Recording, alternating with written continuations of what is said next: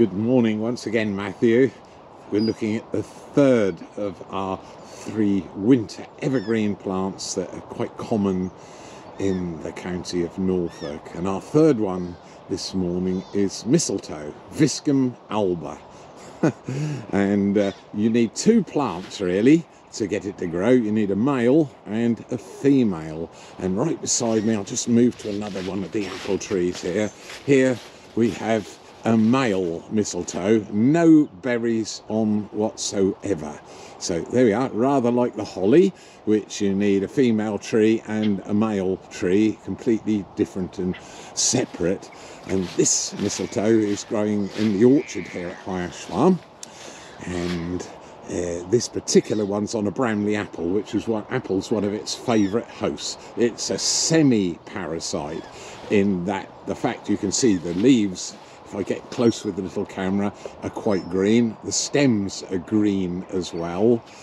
And so it can manufacture its own chlorophyll and nutrients from sunlight, but it needs a host tree. So some people argue the fact that it is just a parasite, full stop. And there's some argument in that which is true. This time of the year, the berries are produced, and lots of folklore and myths surrounding it. And so I'm just going to get one of the little berries in between my fingers. There it is. And I'm going to just squash it very carefully. And out of the middle comes one seed. And I'm going to try and get it off my finger. And it's stuck like glue. I'm still holding the case that the seed was in, and I'm going to try and shake it off, and it just won't come off. So I'm going to move it to the other finger. And there, that's the Viscum part of the name, the scientific name.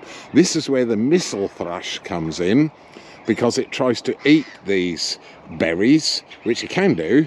And there's the husk of the berry still on my finger.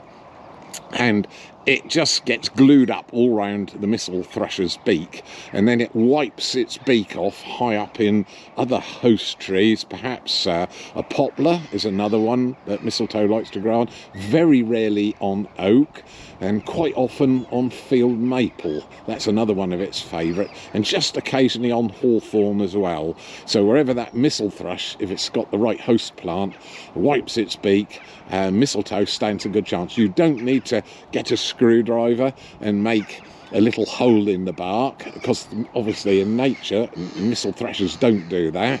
What you need to do is to find a young piece of apple. We'll just look down the row here and see if I can find a young apple twig. Go down a little bit further, see if we can find and show you how to do it. Here we are. There's a young Cox's orange pippin here. And here's a nice little, oh, perfect, just here is a nice twig here. And I'm going to just run my finger underneath and hope the mistletoe comes off. There it is, it's hanging down, just perfectly poised, just against the sunlight there. That then dries, and that little glutinous part sort of pulls the seed hard up against the bark. It's a good idea, if the growth is a little bit older, to make sure you polish the little bit of twig with your thumbnail. And don't scratch it, but just polish it to get any algae off. Now, this is a rather special one growing here. It's a female, and this was planted, it's almost out of reach for me.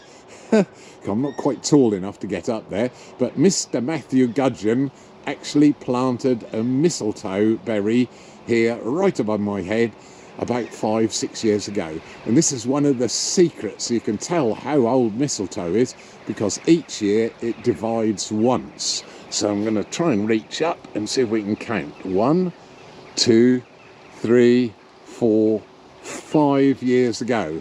Mr. Gudgeon was here in the orchard at High Ash Farm, and he has seeded some mistletoe here. Don't worry, Matthew, I'm not going to bring it into the studio tomorrow. But there we are. So it's a semi-parasite, really interesting plant, got lots of folklore going back to Druid times and pagan religion, when the Druids would only cut mistletoe with a golden sickle. Wonderful stories. and there's still, on the floor of the orchard here, still lots of old rotting bramleys there, perfect for redwing. And I just heard some flying over the top. So, see you in the studio quite shortly.